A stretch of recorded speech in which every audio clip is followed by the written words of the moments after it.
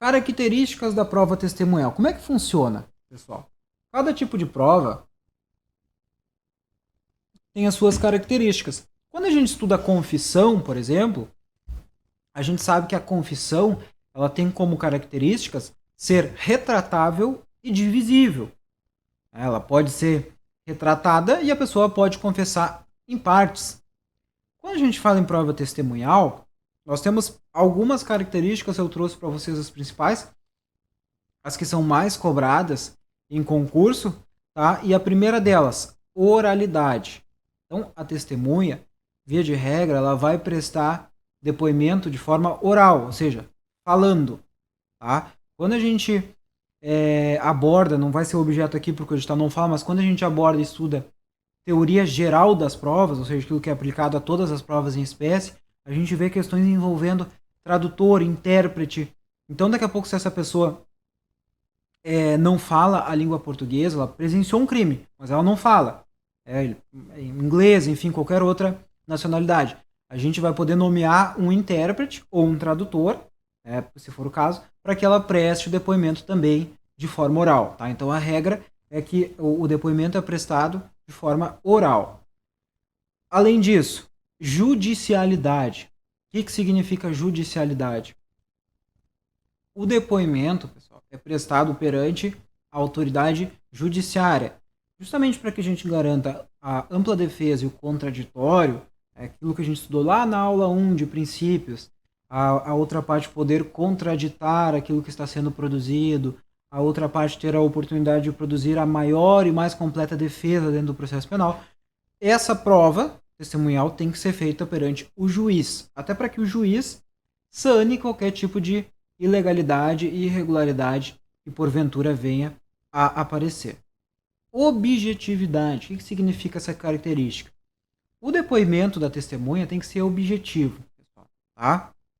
A testemunha tem que vir ao processo e falar, bom, eu estava num ônibus e eu visualizei o momento que o indivíduo X levantou, puxou uma arma de fogo da sua cintura, abordou 4, 5 vítimas, subtraiu o celular delas e fugiu.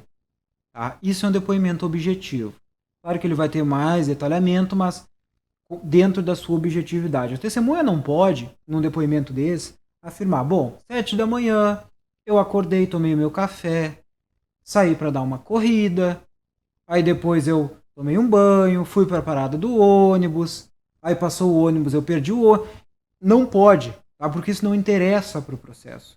Não é um depoimento objetivo. Depoimento objetivo é aquele que tenta se limitar mais próximo do fato ocorrido que está sendo processado. O código até autoriza que a testemunha, o juiz, autorize que a testemunha fale algum tipo de manifestação pessoal quando inseparável do fato. Tá? Mas a regra é que esse depoimento tem que ser o mais objetivo possível. Mais uma das características é a individualidade. Tá? Por que individualidade? Porque a pessoa que está sendo testemunha, que está prestando depoimento, ela presta o seu depoimento sozinha. Eu não posso ter depoimento em grupo. Não posso ter depoimento com várias pessoas. Até porque nós vamos quebrar a questão do sigilo das testemunhas, da incomunicabilidade das testemunhas. As testemunhas não podem saber uma do depoimento das outras. Então, por isso que a pessoa presta o depoimento de forma individual. E uma outra característica da prova testemunhal é a retrospectividade. Então, a testemunha ela está prestando depoimento de algo que já aconteceu, não algo futuro, não algo presente. Ela vai lá perante o juiz, perante o conselho de justiça, se for o caso, e vai afirmar, vai prestar o seu depoimento sobre algo passado que ela presenciou. Então, por isso que uma outra característica é a retrospectividade. Só um detalhe, pessoal, acerca da oralidade. Nós não temos aqui no nosso Código de Processo Penal Militar, mas o nosso Código de Processo Penal Comum, quando fala da questão das testemunhas, ele autoriza que algumas autoridades prestem o depoimento por escrito. Isso eu quero trazer para vocês porque é bem importante, tá?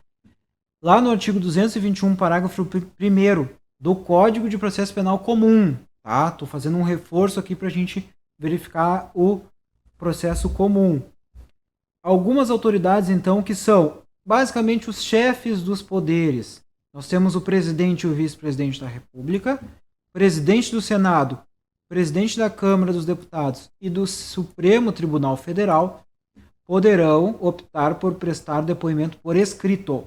Tá? Então, quando a gente estuda lá o processo penal comum, nós temos uma exceção da questão da característica da oralidade da prova testemunhal. Tá? Então, é um adendo importante que eu queria fazer com vocês para reforçar aqui o estudo direcionado.